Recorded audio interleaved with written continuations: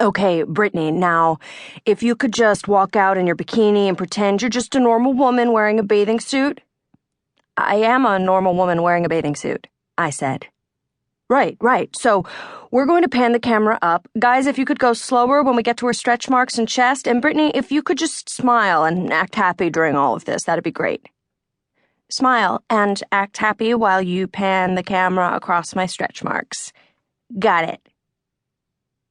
I stood on the cement patio of our rented vacation house in Orlando while three men from Good Morning America adjusted lighting and discussed the best way to showcase the anomaly that was a chubby girl in a bikini. I glanced up at my publicist, Jackie, who sat behind the camera. She smiled and gave me the thumbs up, and suddenly Monty Python's Galaxy song played in my head, and I smiled as it hit me. So remember when you're feeling very small and insecure. I am the internet's token fat girl. If the internet is still a thing when I'm old and die, all this might be included in my obituary.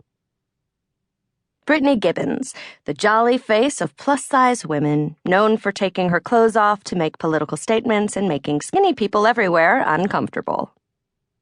Growing up, I had reoccurring daydreams about one day being famous, marrying Dr. Peter Venkman from Ghostbusters, and writing lots of books.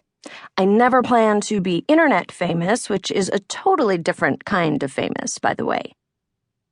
You see, there are lots of ways to be internet famous, like being adorable British girls in tutus who rap, eating cups of feces with your best friend, or being absolutely any kind of cat.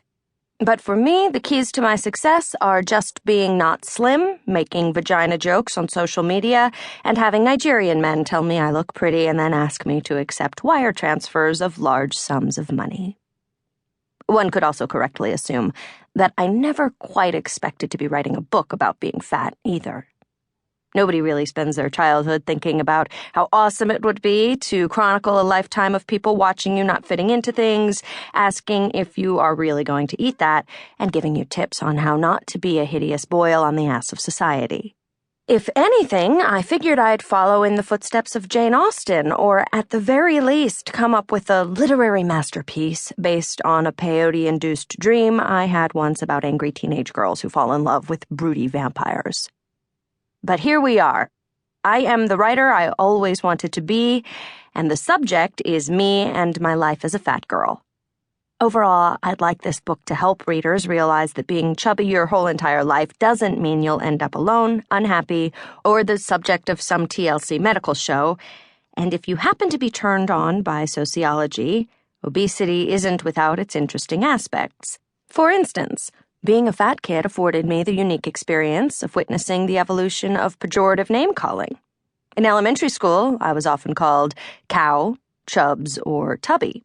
The latter two are adorable societal stigmas that might also double as the name of your pet hamster, or determined cartoon tugboat. High school labeled me as fat ass or fat whore.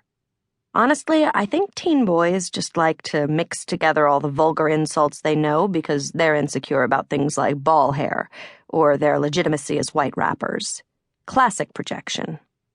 In college, I was what was often considered a buffer or cock blocker, which is the technical term for the large physical barrier I often provided between my super cute friends and the sleazy douchebags at the bar. It was primarily hurled around 3 a.m. as I escorted my barefoot roommates back to our dorm. And then finally, I reached adulthood, the period of maturity when I assumed most forms of teasing and bullying had been outgrown, until I discovered the comments section of absolutely any news site or social network. "What's that, chubby adult woman? You feel pretty today? Really? That's weird, because you look like type 2 diabetes and rising healthcare costs." Which is just a fancy adult way of saying I'm fat. I feel like every fat girl book on the shelf talks about how horrible being chubby is. Then somewhere along the line, the author breaks up with gluten, buries her demons, and becomes one with the happy skinny girl who'd been inside her all along.